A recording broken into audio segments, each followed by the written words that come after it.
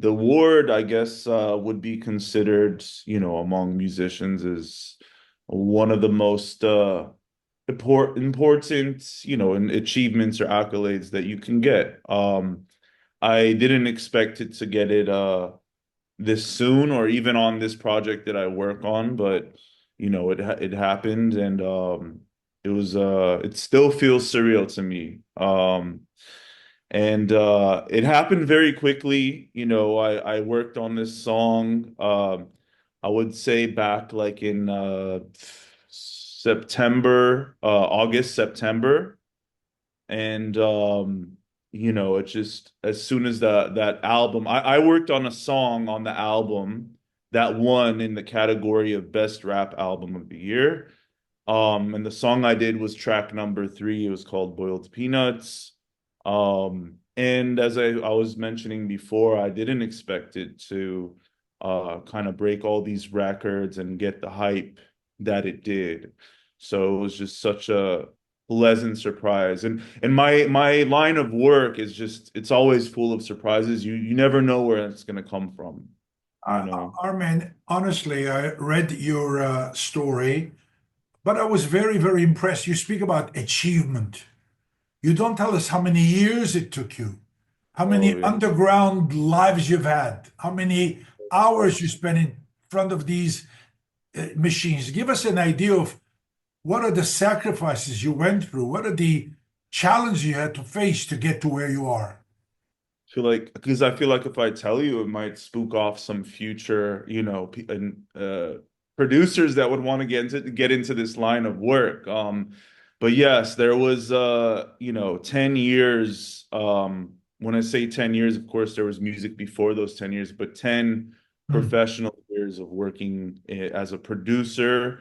A lot of it was when I was living in my studio about 5 years ago, for a few years. I was living out my studio, the one that I'm in currently. Now it's my office and I live in Pasadena.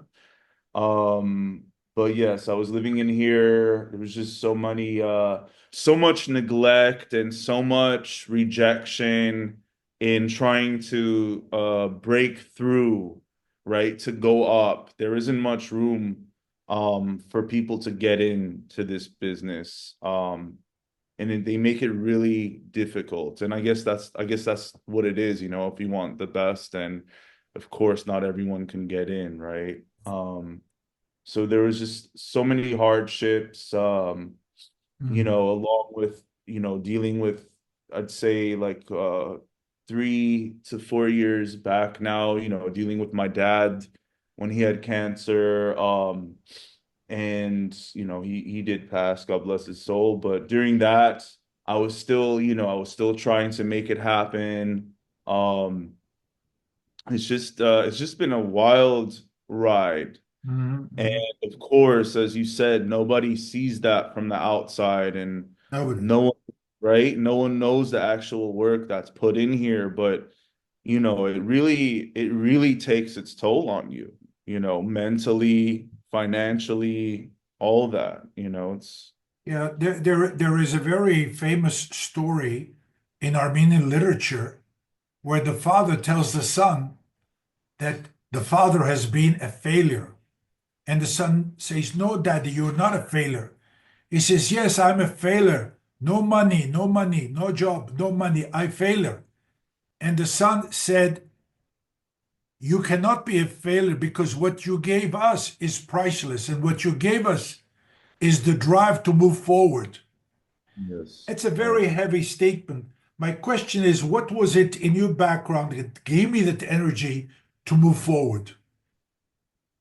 It's very So difficult. I've been through similar situations, but nothing like you. I never was awarded a Grammy Award.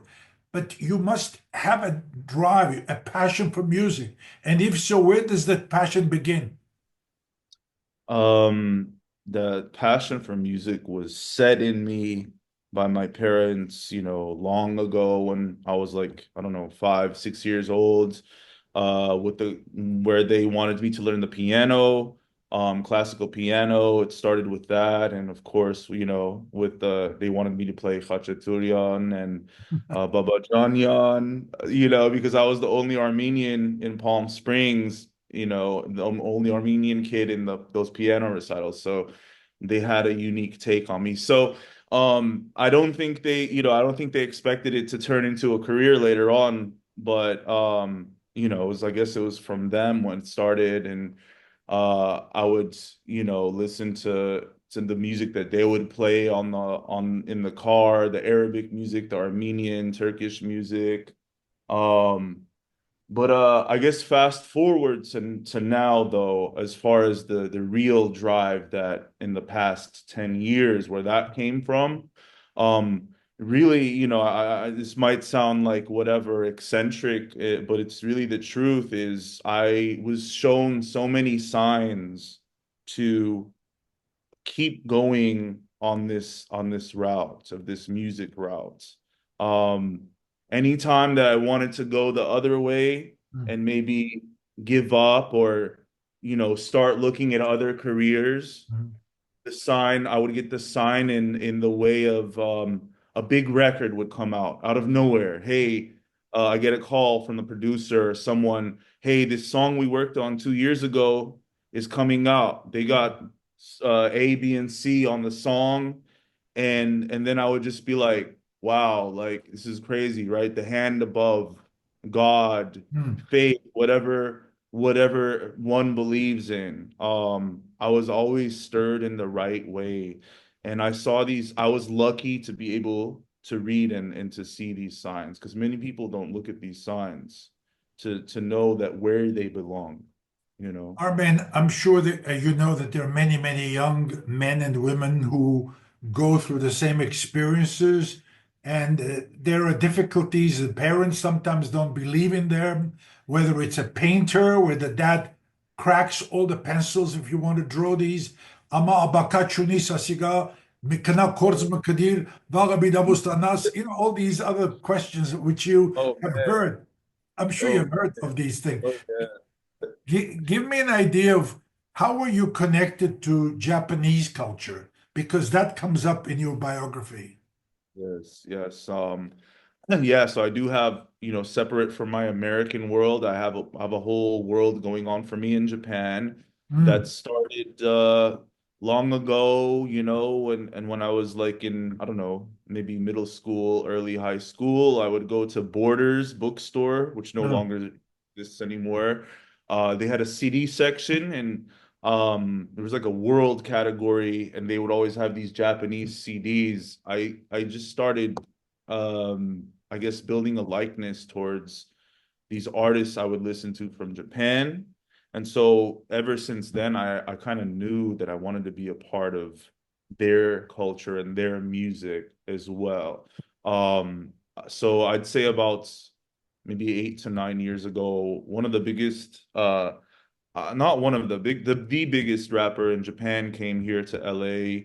And I got him to come to my very small studio that I had interesting. separate separate from this one. And we started working, for the past 8 years. Then fast forward to currently, in 2023, I went to Japan finally for the first time Hmm. and just started really working with different artists that were, they were high profile artists in Japan.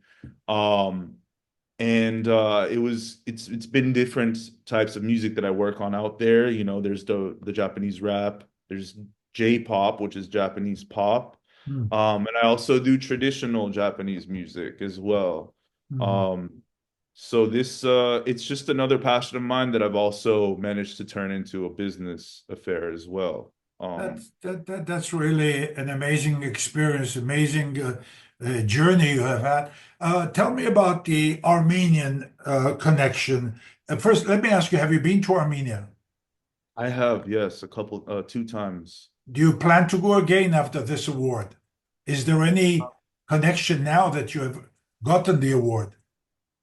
I would love to, I think, go in a different light this time around than I did last time. You know, last time I didn't have much going for me, but it was probably like around 2021, but I would love to go now. You know, I was lucky enough for the Armenian community to, get these articles about me out into the world. So now it seems that a lot more Armenians, kind of, they know about me and appreciate the work I've done. So I would love to go there and share with them, share with the youth, just to show them that it's real. It's real. You don't have to always resort to, the Middle Eastern ways of we have to become a lawyer or a doctor or a businessman. I want to show them proof that it is real for us as You well. know, as a people, we are evolving. Your Yeah. parents came from Lebanon. They did not have time for rap music. They did not Right. know Kanye West. They were in a Or different world. And now you are you have given the opportunities to get into a different world. I'm yes. sure the Armenian community hasn't heard about you yet as much as they should, but give them some time, and I'm sure there will be some connections. But what I was really impressed reading about your biography is that every single paragraph would begin with you being an Armenian American. You know, Yeah.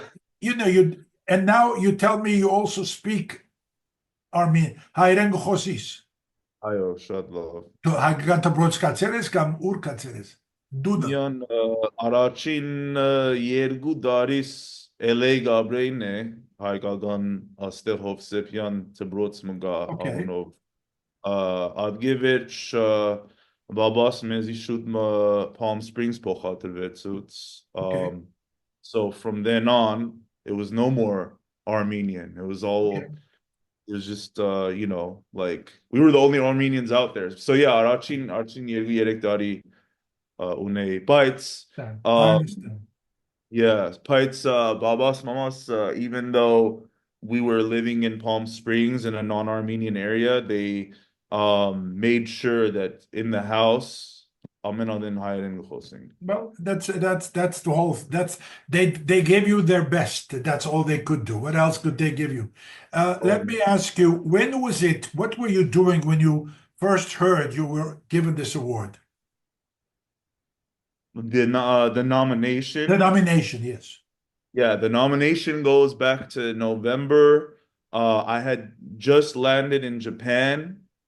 And it was 4 a.m. in the morning. I was in bed in Tokyo, and then I started getting the notifications on the phone, and I was like, "What's going on?" And then, I went on Instagram, and of course, it was all over Instagram at that point. I just remember like I don't know, just I guess all the pain and the hardships of everything that I had gone through in the past 5 to 10 years just came on me and just I might have shed maybe a tear or two or maybe three. I cried a little bit in bed like that because I was just like, it's just so crazy if the stuff that that happened all these years to come I on me. understand. I understand. That's all I can say.